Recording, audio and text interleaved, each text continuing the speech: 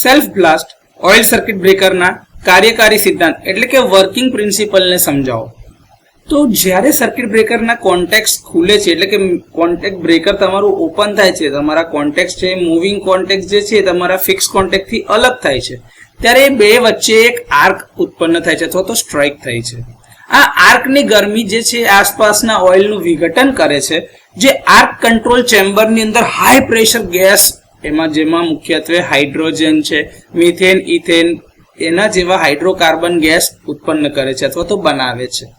આ high pressure જે gas હોય છે એને આર્ક પાથ ઉપર એક નોઝલ દ્વારા પસાર કરવામાં અથવા તો દિશા આપવામાં આવે છે કે તમારે આ દિશામાં ફ્લો થવાનું છે.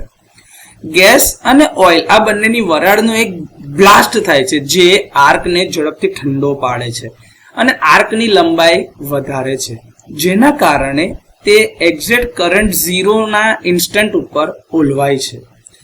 આ પ્રકારના બ્રેકરમાં સેલ્ફ બ્લાસ્ટ એટલે કહેવામાં આવે છે કારણ કે આમાં જે પ્રેશર ઉત્પન્ન થયું, જે બ્લાસ્ટ થયો ઓઇલ અને ગેસની વેપરના લીધે, એ ઉર્જા જે છે એ એની બ્રેકર દ્વારા જે આર્ક ઉત્પન્ન થતો એના દ્વારા જ મેળવવામાં આવી છે.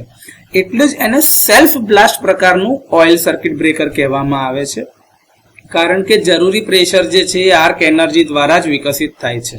તો આ રીતે self blast oil circuit breaker કામ કરે છે.